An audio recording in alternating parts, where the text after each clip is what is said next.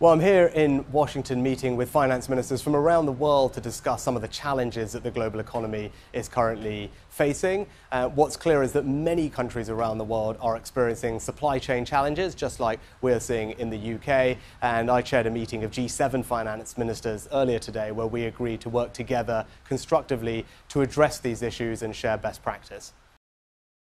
Well, I tell people to be reassured that we're doing absolutely everything we can to mitigate some of these challenges. They are global in nature, so we can't fix every single problem, but I feel confident that there'll be good provision of goods for everybody, and we are working our way to remove blockages where we can. As you've seen with HGV drivers, for example, where we've provided short-term visas, we've sped up the processing of tests and things like that. Those are the types of practical actions we can do that will make a difference.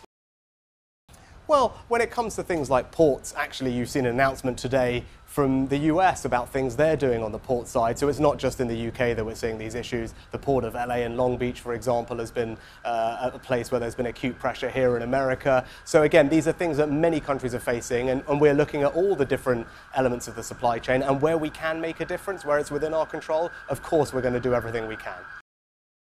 Well, actually, I think we've been working very constructively with businesses to look at where we can make a difference to supply chains, to learn from businesses about what's going on, the things that we can do that will help. And in particular, the Prime Minister's appointed someone who has great experience of supply chains to help us navigate through some of these issues. And there's regular dialogue between the business community and ministers as we address as many of these issues as we can.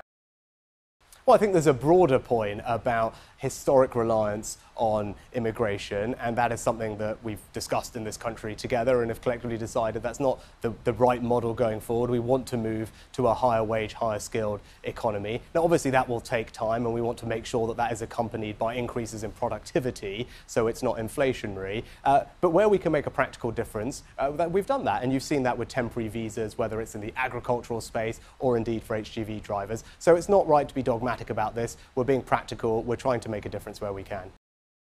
Well, of course you want to see productivity increasing alongside wages going up so that it's not inflationary. I mean, that's kind of... Does the Prime Minister accept that? Well, of course, everyone accepts that. That's reasonably straightforward. And that is what we are indeed seeing, I believe. And some of the initiatives that the government has put in place will help that. For example, the super deduction, which I outlined in the budget earlier this year, provides a huge tax incentive for businesses to invest in equipment, in machinery and plant, things that will increase the productivity of our labour force. On top of that, we're investing a huge amount in skills to give people new skills and opportunities to retrain. Again, that will enhance our productivity as an economy. So we're doing all those things to make sure that we do see productivity gains so that wage rises accompanied by that are a good thing for the country.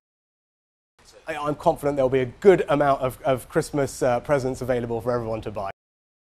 I think if you've seen how the government and the Treasury has acted over the past 12 to 18 months to support businesses through difficult crises, I don't think anyone could accuse us of being dismissive of concerns from business. We've actually engaged very constructively with them. And indeed, right now, whether it's Treasury or other departments in government, we're always in dialogue with businesses to understand some of the challenges they're facing, to examine solutions that people put towards us. But when it comes to these types of things, I've been consistent actually all the way through the crisis that my firm desire is to make sure that taxpayers' money is always protected, and that should be uppermost in our mind.